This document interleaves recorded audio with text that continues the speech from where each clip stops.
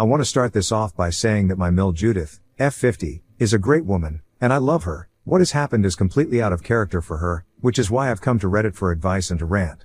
I got married to my husband Arthur, M31, 3 years ago. It's a very happy, loving, and stable marriage, so I have no complaints there. To make better sense of what happened, it's important to know his past and family. Judith, my Mill, had Arthur very young when she was only 18. Her parents didn't help her out, and she was disowned by her family and ostracized from the community for getting pregnant before marriage. Arthur's biological dad bolted 5 months into the pregnancy, saying that he wasn't ready. So my Mill was all alone. She took the help of some friends, worked odd jobs, and raised Arthur by herself. She's an incredibly strong woman, and I'm in constant awe of her. When Arthur was 5 years old, my Mill got married to Isaac, my husband's stepfather. Arthur considers Isaac to be his father and calls him that. From what I've heard of him, he was a great parent to Arthur and never once made him feel like he wasn't his own. I've only heard heartwarming and positive stories about him, and my husband has great memories of his father. Isaac died when Arthur was 15. It happened suddenly, and neither my Mill nor Arthur saw it coming from what I know. Mill never really recovered from the shock. Moreover, both Mill and Isaac had ordinary jobs, meaning they didn't pay well. They had limited savings, and his death put my Mill in a tough spot. They somehow managed to make their way through the next few years. Then, after school, Arthur got accepted into a Tier 1 college with a 100% scholarship. This made things better for both him and Mill, and it kinda set up his future in a way that he would be able to climb out of the rungs of the lower class and build a better life for himself. Both my Mill and I are insanely proud of Arthur for what he's achieved, considering where he came from, and to his credit, he always acknowledges the sacrifices that his mother and father made for his education, and that he'd be nowhere without their help. My story is the complete opposite of my husband's. I'm the daughter of first-generation immigrants who are obscenely rich. I come from an opulent and renowned business family, and 4 generations of my family have been in this business. Back in my home country, which is in Asia, my family is filthy rich and quite well known.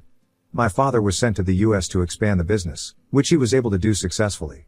My parents' marriage was arranged by my grandparents, and it's been a happy marriage if I can call it that. Basically, I was born into money. I was made extremely aware that I'd always have a lot of money at my disposal, so I didn't really need to work hard. I was always very free to follow my passions and was given the freedom to choose whatever career I wanted, if any. I've always had an affinity for the arts, so I chose to be a visual artist. It doesn't generate much income, but I have a trust fund, so I'm never strapped for money, and I don't think I ever will be. I don't mean to sound conceited at all, but this is just how it is. Added to this, when I was 19, about 9 years ago, I got a huge amount as a settlement in a discrimination lawsuit. I'm not allowed to divulge details, but I'm a woman of color, and I was treated horribly by someone in a position of power. I decided to take the legal route, and I ended up winning and getting a huge amount. My father helped me get started with all that money. Instead of spending it, we bought 2 properties and put them on rent. So apart from the money in the trust fund, I also have substantial rental income and other investments. I never need to work a single day in my life, and my money will grow. Since I have this security, I'm able to follow my passions. I'm a painter, and even though it may sound like a silly little hobby, my pieces do sell. I live a good life, and I can't complain. I met my husband 5 years ago, and we got married 3 years ago. It's a rock-solid marriage, and I feel lucky to have found someone like him. His mother, my Mill, is a great woman, and she has always treated me with a lot of love and respect.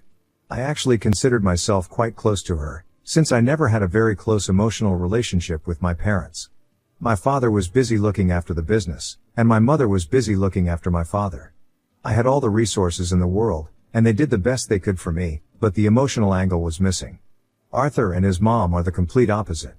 They were always strapped for money, but they had so much love for each other. I know a lot of people don't have good relationships with their Mills, but mine has been near perfect, except for this one incident. She doesn't interfere in our lives, is warm and helpful, and I genuinely adore her, which is why her behavior baffled me. 2 years ago, I gave birth to my son, Zane. It was a difficult pregnancy and an even more difficult birth.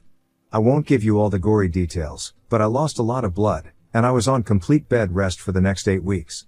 It was a difficult time for us as a family, and this is when Mill stepped up. She told me not to worry about a single thing and that she would help me and take care of the baby. She was an angel for us, a blessing in disguise. I know that without her, I wouldn't have made it. She moved into our house, took care of Zane and me, and just made everything so easy. Arthur did his part too. I don't mean to imply that he was a deadbeat, but well, he's the father, and that was his duty towards both me and our son. Mill did everything out of the goodness of her heart. We insisted that we would pay her, but she refused. We had been helping her financially otherwise as well, and she said she didn't need anything more from us. For context, Arthur had been sending her money since he got a job and has been covering some of her expenses every month, like clockwork. I knew this was important to him, and it was his way of thanking his mother, and I've always respected his sentiment. So after marriage, both he and I together gave her a sum of money, more than what Arthur gave her previously, that allowed her to save up a lot, enjoy her hobbies, and indulge in whatever luxuries she wanted. She never asked for a single penny, and both Arthur and I did what we did because we thought it was the right thing to do. In the marriage, even though Arthur is the one who works in the traditional sense, I bring in more money because I'm generationally loaded. Before I married him, some people told me that he was marrying me for the money, but I know my husband enough to vouch for his intentions. He's never eyed my money, and I have no reason to doubt him. This is also why I felt no qualms at all about spending money on Mill.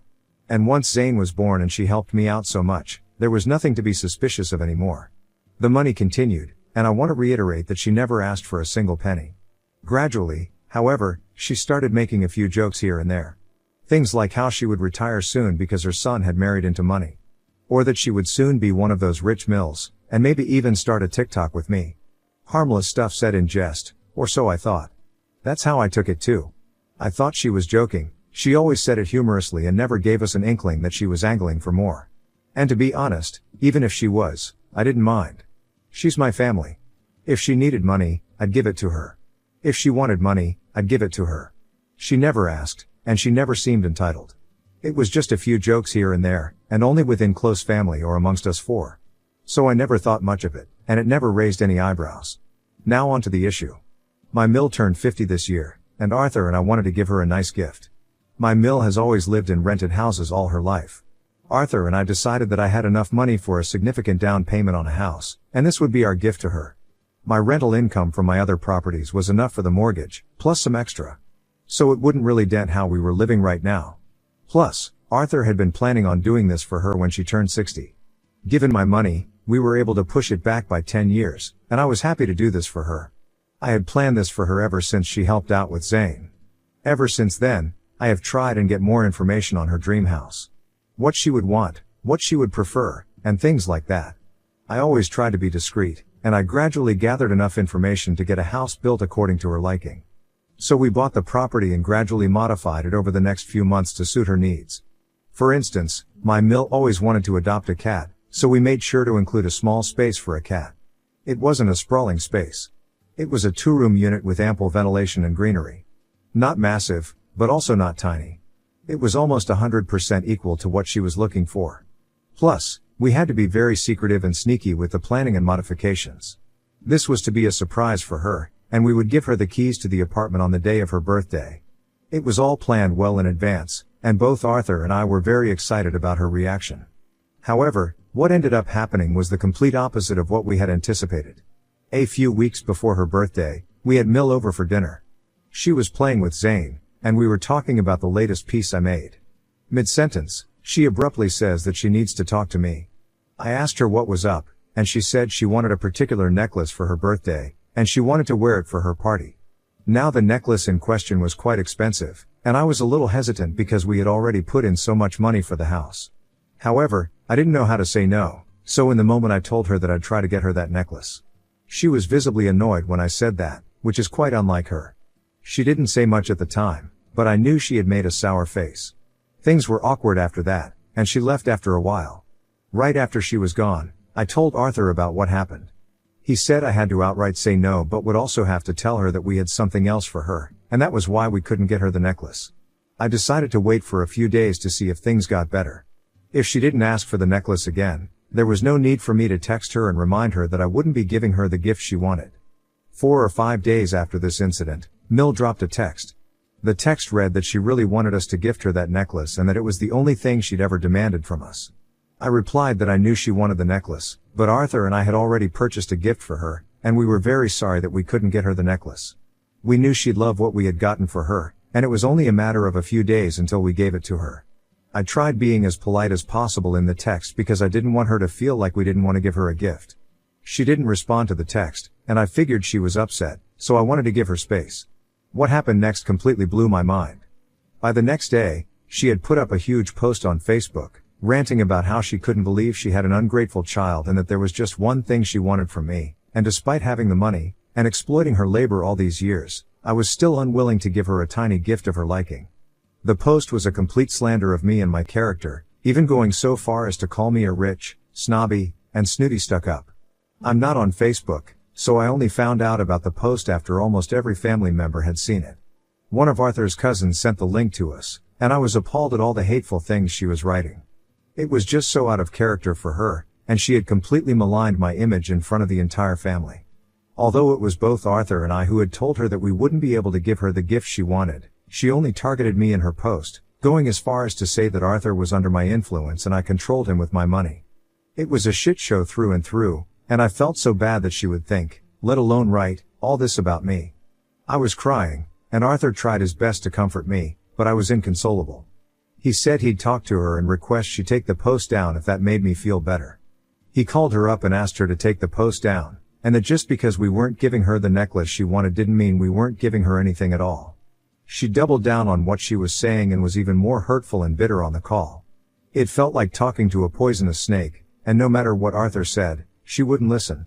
She also said she wouldn't take down the Facebook post, and that she didn't want to associate with a hateful woman like me ever again. She said she'd never be running any errands for us or helping us out with anything. All in all, it was a totally unproductive call that not only made things worse but also got me uninvited from her birthday party. Arthur realized that there was no point in talking to her anymore and disconnected the call. I was miserable for the next couple of days, and Arthur tried his best to be there for me. He was furious at his mother and refused to pick up her calls. Whenever I asked him what we were going to do, he said I should leave everything to him and not worry about what was going to happen. Cue her birthday, and things came to a boiling point. Arthur went to the birthday party with no gift in hand. Mill was cordial with him, from what he said, but there was still a lot of tension in the air. Many of her friends and family were present, so Arthur just mingled with other people. Most, however, steered clear of him, because I'm guessing all of them had read the Facebook post. Now at the end of the party, Mill had planned to open her gifts. Before she could get on with that, Arthur got up and said that he had something for her. He said he was very thankful that he had a mother like her and that he was who he was largely because of the efforts and sacrifices she'd made throughout his childhood. He said he'd always tried his best to be a good son, so much so that he'd been sending her monthly payments ever since he got a job. He'd told me before going to the party that he'd be saying this, and I'd begged him not to cause chaos. But he was insistent, saying that if Mill put up her side of the story, he had every right to clarify his side. Once he said the part about regular monthly payments, Mill got visibly uncomfortable, and there were a lot of long looks and glances around the table. He went on to say that he was so sorry for his mother's stupidity because little did she know that he and I had bought a house for her, that we had been working on for almost a year, to turn her into a homeowner and allow her to retire early. He had made a PowerPoint of the entire house, with the rooms, the yard, and everything, and showed it to everyone at the party on the screen. He said he couldn't believe that Mill was willing to let it all go for a necklace, despite him and me repeatedly telling her that we had something planned for her. He said he was sorry we didn't get her the necklace, and he decided to sell the house, buy the necklace she wanted, and keep the rest of the money. By the end of his long speech, Mill was in tears, and everyone else was disapproving of what she'd done. He then excused himself and doesn't know what happened afterward, but he feels much better after calling Mill out for what she did. I don't know where I stand with all this because I'm generally not a very confrontational person, and I do feel bad for her, but I also think she went a little too far with the Facebook post. A cousin of his has been trying to get in touch with me, but I haven't returned her calls yet. I don't know what we're going to do, but I just want the drama to be over. Update 1. I have a small update, even though it's relatively minor and not nearly as dramatic as Reddit would want. Arthur and I decided that we're going to put the house up for rent. It's a beautiful property, the interiors are new, and we were very meticulous in ensuring there should be no hurdles for Mill. I genuinely feel this house has the potential to fetch us a great sum and be a source of regular income for us. We listed the flat 2 days ago, and we already have some queries. We'll be taking our time in deciding who to rent it to because we want decent tenants who will be trouble-free. My Mill hasn't reached out to us yet, and I don't think she will. The public humiliation and embarrassment she's faced will stick with her for a long time. I had told Arthur to go soft on her, maybe tell her in private, but he was furious with her because of how she treated me. He said that she chose to make everything public and slander me on social media, so he was going to make everything public too. He even said she should be grateful he did it in front of friends and not on social media for the entire world to see. Some of his cousins have reached out. One section of them has called us out for ruining a milestone birthday and creating a spectacle of it all. Another section, on the other hand, supports us and says that she should have known what she's lost in her greed and pettiness. I don't really pay much heed to these messages because frankly, I don't have the energy for this drama that's erupted into a volcano for no reason at all. I just want to stay away from it all, but I know that's not a possibility. My Mill is going to get in touch with us someday, I just hope it's not for a long time. We can't keep her out of Zane's life, she's been a good grandmother to him and has been there for him ever since he was born. So this stalemate has to end one day. I just hope and pray I get some peace and quiet before I'm ready to deal with all of this again. Update 2, I read all of your comments, and they've been very helpful. I've always been a non-confrontational person, and I've never liked fighting or not being in contact with people I'm close to. Reddit made me realize that what Arthur did was the right thing, even though it ruined my Mill's birthday. We've gone above and beyond to ensure she lives a good and comfortable life, even though we, especially I, don't owe her that.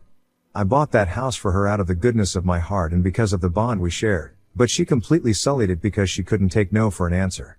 I also realized that this has been the only time she's asked for something that hasn't been given to her. She's never had to ask us for anything. We do it ourselves before the chance even arises for her to ask. Whether she feels entitled to getting everything she wants, I don't know, but her reaction to a polite no was unexpected and can't be overlooked any longer. This brings me to the actual update. The house has been rented out. We gave it to a newly retired couple and their 2 pets, 1 dog and 1 cat. They seemed very pleasant, and both Arthur and I have a good feeling about them. The lease has been signed, and they'll be moving in very soon. I'm glad they have pets because we made tiny areas in the apartment keeping my Mill's wish of adopting a cat in mind. Thankfully, all that effort won't go to waste. While this was happening on one hand, there's been a dramatic turn of events on the other. Mill reached out to us. By us, I mean Arthur. At least she started that way. In the initial few messages, she acted as if nothing was wrong at all. She wanted to brush everything under the rug and pretend there had been no fight whatsoever. But Arthur wasn't having it. He was very cold and curt in his replies, and I think she understood that there was no wriggling her way out of this one. She then finally asked him to come over with me so we could talk it out. Arthur said he'd talk to me and let her know. I told him I wasn't comfortable meeting her at her house, so if we met, it would either be at our place or in a public place. Secondly, I didn't want Zane around when she came because there was a chance the meeting could turn ugly, and no matter what, I didn't want Zane to witness any of this. He had no business seeing his parents and grandmother fight each other. Arthur thought a public place might be too noisy for a meeting and that none of us would be able to express ourselves properly there. So ultimately, we decided we would meet her at our place. When the same was relayed to her, she was adamant at first but ultimately gave in because we gave her no room for negotiation. She came over, and initially, it was very awkward. Then, instead of apologizing for her behavior or at least acknowledging her role in the entire chaos she caused, she had the audacity to ask me for the keys to the house. That's when I knew that all of you were correct, and she was greedy from the inside. I couldn't help but laugh in her face when she said that. She turned red with embarrassment. I tried to remain as dignified as possible and said that we had unfortunately rented the property out to someone, but we'd be giving her the necklace as requested. She looked at Arthur as if waiting for him to call out my bluff, but he just shrugged. That's when she started saying we couldn't do this to her, and the house was hers because we had bought it for her birthday, and that she was being gracious by still accepting the offer, considering we ruined her 50th birthday. I didn't know what to say to that, and neither did Arthur, because the next thing I know, he was ushering her out of the house. She refused to go and started screaming at him, saying that I had him completely under my spell and that I was a witch who'd taken her baby boy away from her. It was so cringe, it made me barf, if I'm being honest. I didn't even try to stop Arthur or get in between them. I just told her that I believed she'd overstayed her welcome and that her pretty necklace would be delivered to her as promised. As for Zane, she's free to meet him whenever she wants, but it will always be supervised. I will not be letting my son meet her unsupervised. She's a viper, and if she can try to poison my husband against me, who's to say she won't do it with my son? She ran away in tears after that, and I think both Arthur and I are blocked, so I don't think she's interested in meeting Zane anymore. The option is always open to her if she wants, but I'm done being the bigger person. Update 3, hi everyone. I had logged off Reddit and forgotten about the account, so I'm sorry about that. The necklace was delivered to Mill as promised. What she's done with it, I don't know. The monthly payments to her continue like before because, whether we like it or not, she did raise my husband and did it really well, and helped me when I needed her. She's asked to see Zane a couple of times, but we're still firm on the part where we won't be letting her meet him unsupervised. She's unwilling to accept the condition, and if that's her hill to die on, so be it. I'm done helping her or trying to make excuses for her behavior. She dug this grave for herself, and if she can't put her ego aside to make amends with her only family, she's the one who's going to lose out. There will be no more updates because there's nothing else to share. I came here to rant, and I sincerely hope I don't have to go through something like this in my life ever again.